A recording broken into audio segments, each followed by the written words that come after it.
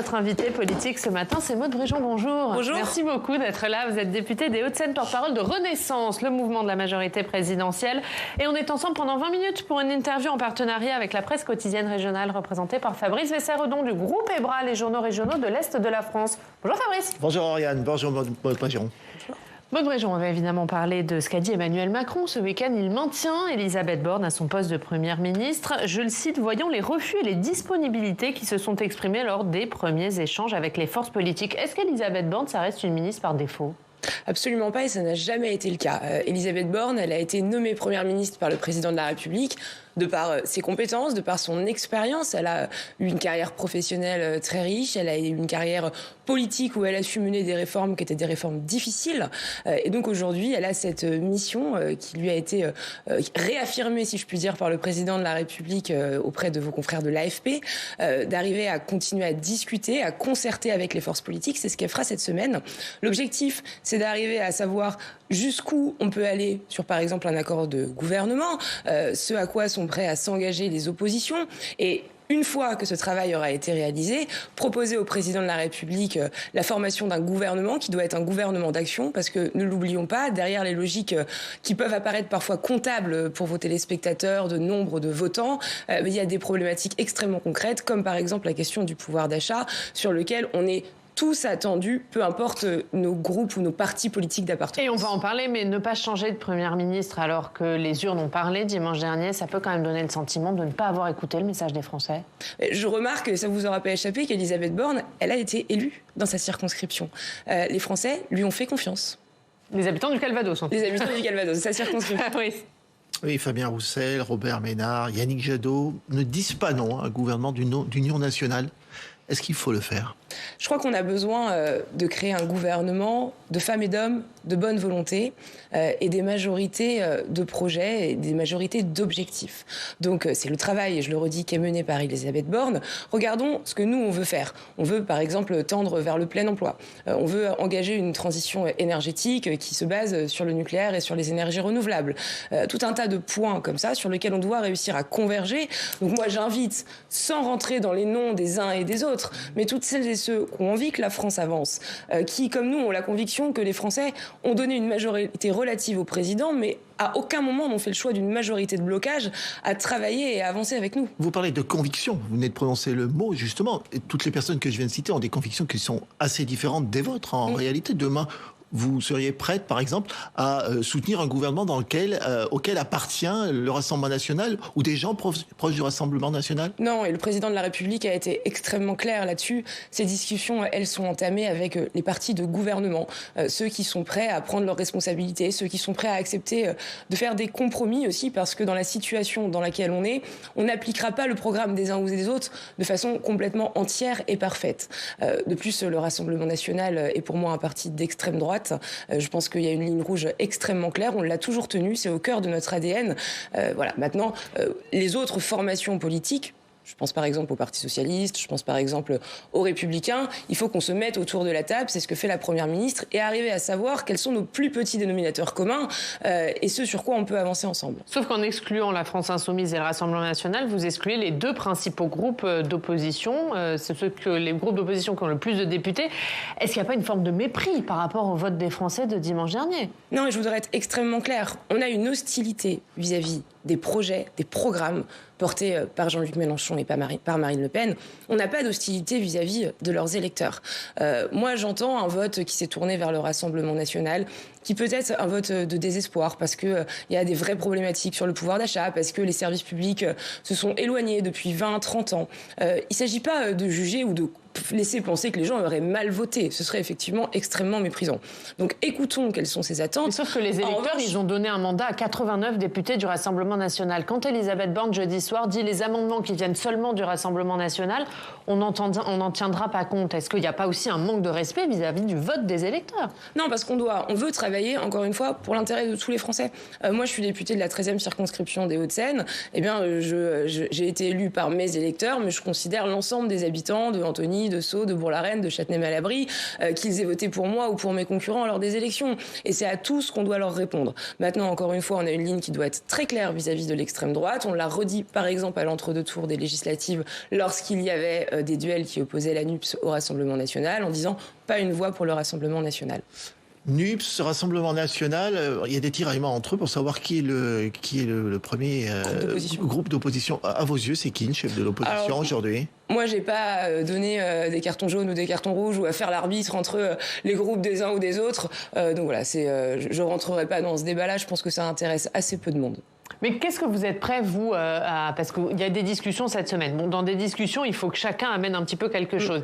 Qu'est-ce que vous êtes prêts à donner aux Républicains, au Parti Socialiste, au Parti Communiste et aux Verts pour qu'ils acceptent de travailler avec vous ? Est-ce que vous êtes prêts à amender votre programme, par exemple ? Le président de la République a été très clair à ce sujet. La base des discussions, c'est le projet présidentiel. Pourquoi ? Parce que Emmanuel Macron a été réélu les 10 et 24 avril. C'était une victoire, contrairement à ce que certains auraient voulu laisser entendre. Et derrière, les Français ont choisi de lui donner une majorité relative, certes, mais une majorité tout de même. Donc, le projet présidentiel, c'est la base de ces discussions et il pourra être, c'est ce que dit Emmanuel Macron, enrichi ou amendé sur la base des concertations que mènera Elisabeth Borne. Il y a par exemple 2 grands chantiers qu'on avait ciblés pendant les présidentielles, qui étaient les questions d'école et de santé, sur lesquels on assumait de dire on n'arrive pas avec un projet ficelé de A à Z, précisément parce qu'on doit travailler de façon très concertée avec les différents élus, mais également et évidemment avec le corps enseignant, avec les médecins, pour trouver les meilleures solutions. Et donc je crois que là-dessus, dans l'intérêt général, on doit pouvoir réussir à trouver des consensus. Il y a un autre chantier aussi, c'est la réforme des retraites. Est-ce que là, vous êtes prêt à l'amender et à revoir ce projet pour justement qu'il puisse avoir un large consensus au Parlement ? Même chose, on avait également dit sur la réforme des retraites, on n'arrive pas avec un projet qui est complètement figé.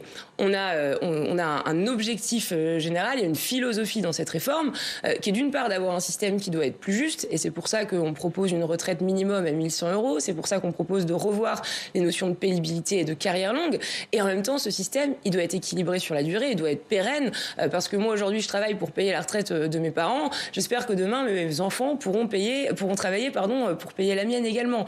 Et donc il y a une... Alors, au début c'était clair, de la part d'Emmanuel Macron, il y avait un report de l'âge de départ à 65 ans. Après il est revenu dessus pendant la campagne en disant que finalement les 65 ans c'était pas un totem. Aujourd'hui, quel peut être le projet ? Parce que la droite, par exemple, elle tient à l'âge légal de départ à 65 ans. Édouard Philippe aussi. Comment vous allez contenter tout le monde ? Il ne doit pas y avoir effectivement de totem, c'est tout à fait juste, parce qu'il faut garder en tête l'objectif. L'objectif, c'est d'avoir cet équilibre, et donc ça nécessite un décalage progressif de l'âge de départ à la retraite. Maintenant, tout ça doit évidemment être discuté avec l'ensemble des formations politiques. C'est le principe, je crois, du Parlement tel qu'il a été élu, encore plus peut-être que sur la mandature précédente. Donc voilà, vraiment dans une logique de concertation, mais gardons en tête les objectifs, je crois. Et sans fixer d'âge, vous gardez en tête qu'il faut décaler l'âge de départ ? On garde en tête qu'il faut décaler l'âge de départ, précisément pour rendre le système plus pérenne. Sur la méthode, on en parlait à l'instant, Michel Barnier, le républicain Michel Barnier, avec lequel vous partagez les convictions européennes, pour être clair, je cite, dit « Il faut qu'Emmanuel Macron change de méthode et de politique ».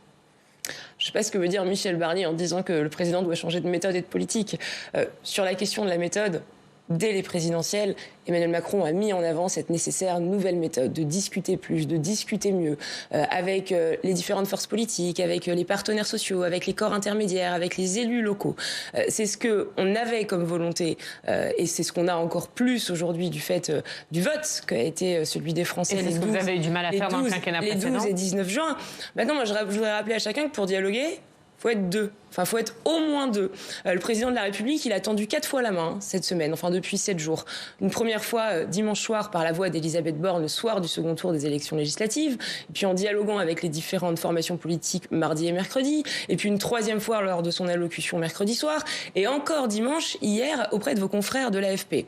Donc j'entends parfaitement ce que dit Michel Barnier. Écoutez, je l'invite à venir à la table et à discuter avec nous pour faire avancer le pays. On a effectivement des convictions communes, par exemple sur la question de l'Europe. Mais pour dialoguer, il faut être 2.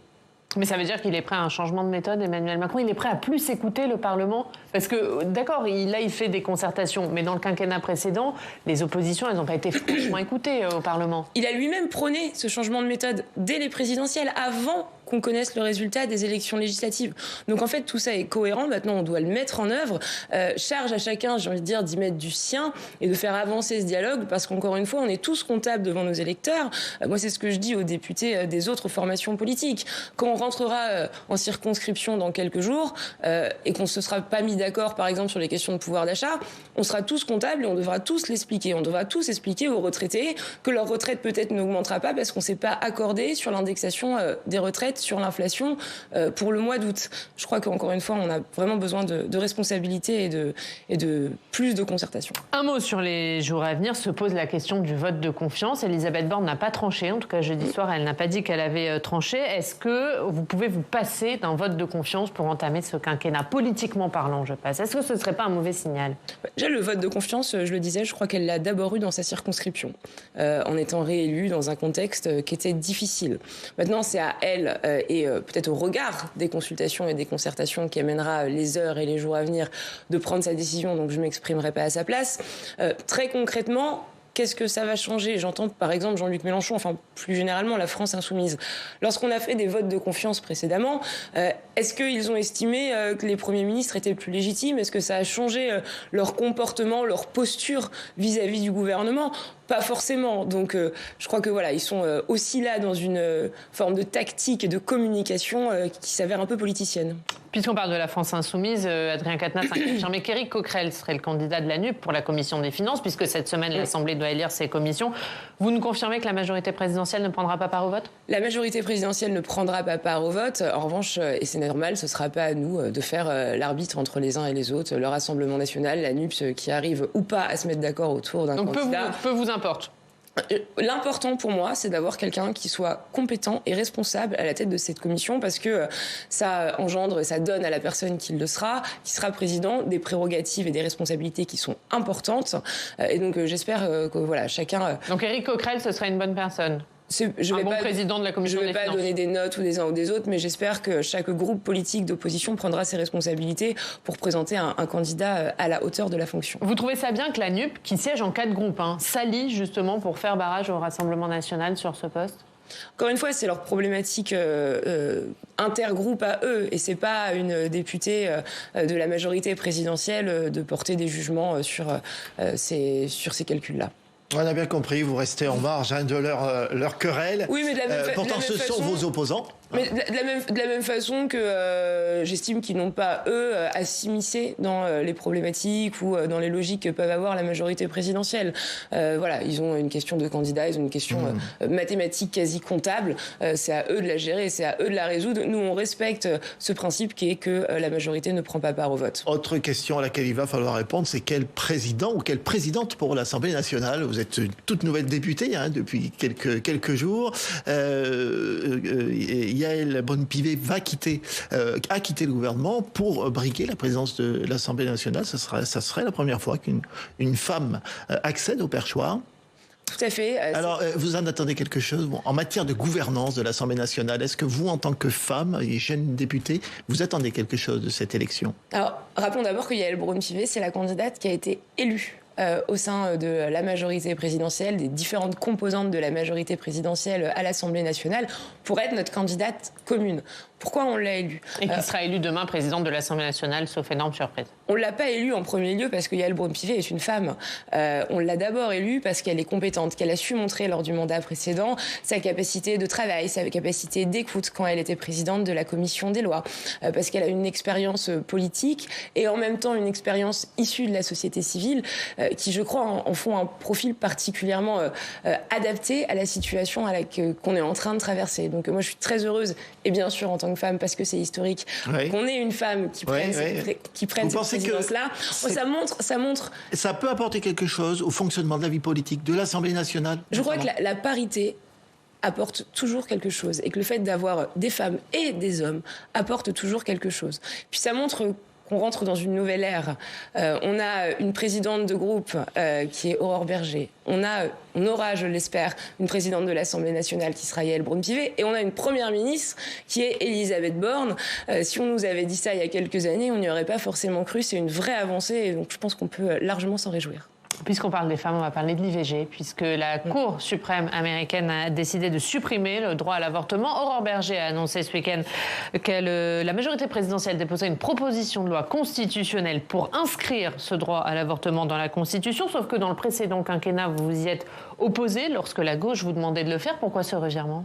Le contexte n'est plus du tout le même. Ce qui s'est passé aux États-Unis illustre tristement une réalité qui est que les droits des femmes, c'est un combat qui, au fond, n'est jamais acquis et que les avancées ne sont jamais définitivement acquises. C'est en fait une lutte permanente.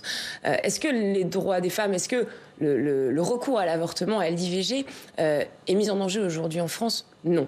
Est-ce qu'il pourrait l'être demain ? Oui, les États-Unis nous l'ont prouvé.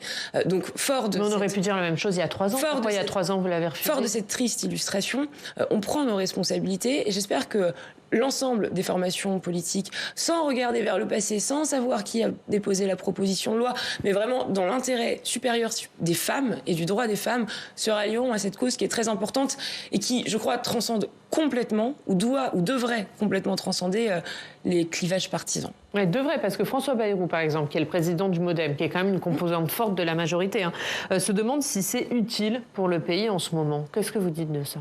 Déjà que j'ai pas l'ombre du dixième, du quart d'un doute quant à l'attachement qu'a François Bayrou aux droits des femmes et a fortiori à l'interruption volontaire de grossesse. Je voudrais être extrêmement claire. Oui, mais non, il ne dit pas qu'il est contre l'IVG. Il demande juste si c'est le bon moment d'inscrire ça dans la Constitution, si c'est la priorité.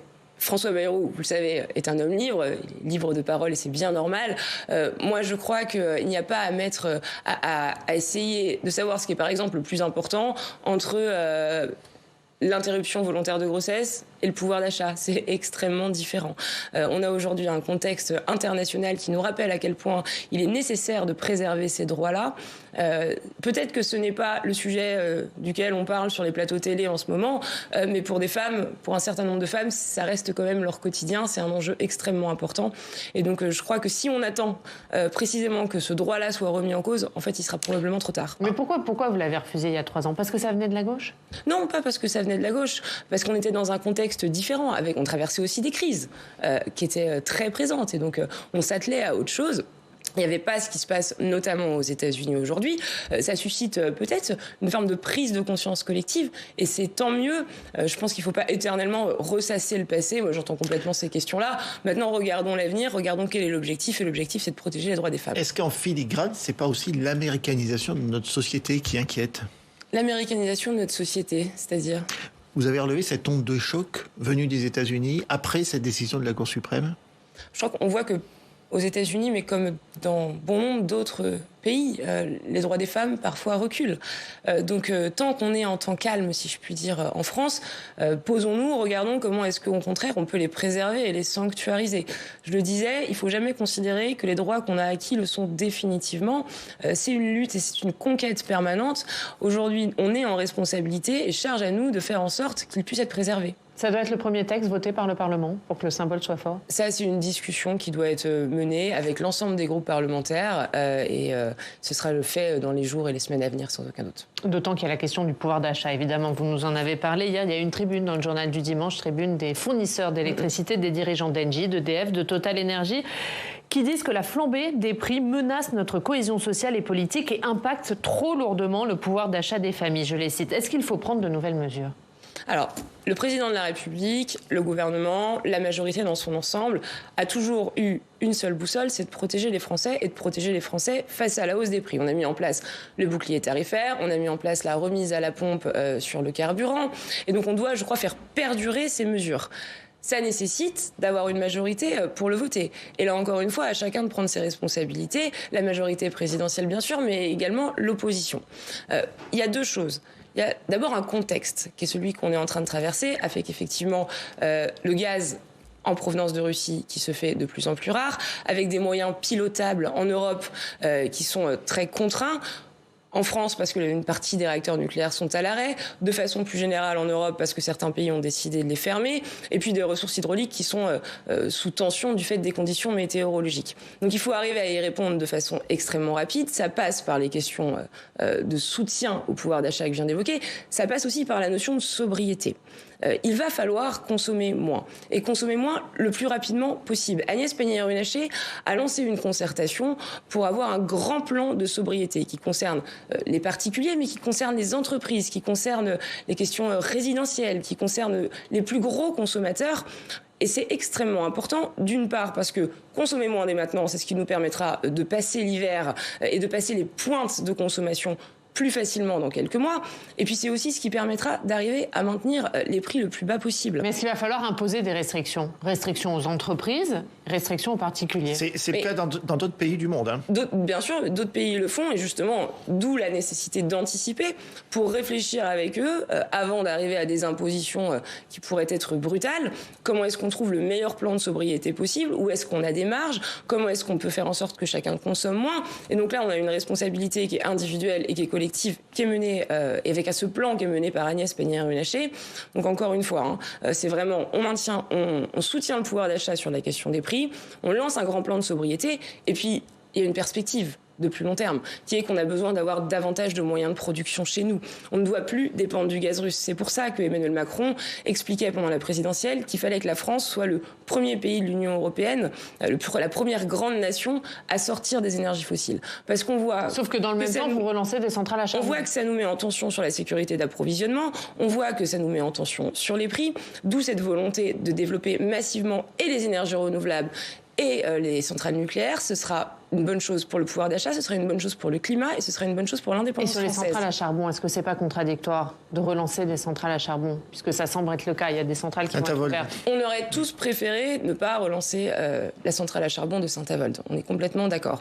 En revanche, on a quand même une impérative nécessité, si je puis dire, c'est de permettre à chacun d'avoir de l'électricité pour allumer sa lumière et se chauffer l'hiver prochain. Donc s'il y a besoin d'augmenter de façon temporaire la production d'électricité, la production d'énergie à partir de charbon, il est possible qu'il faille le faire, mais ça ne doit être que temporaire et ça doit être accompagné d'un plan, encore une fois, de développement des énergies renouvelables et du nucléaire pour qu'on n'ait pas besoin de le faire dans 1, 2, 3 ou 4 ans.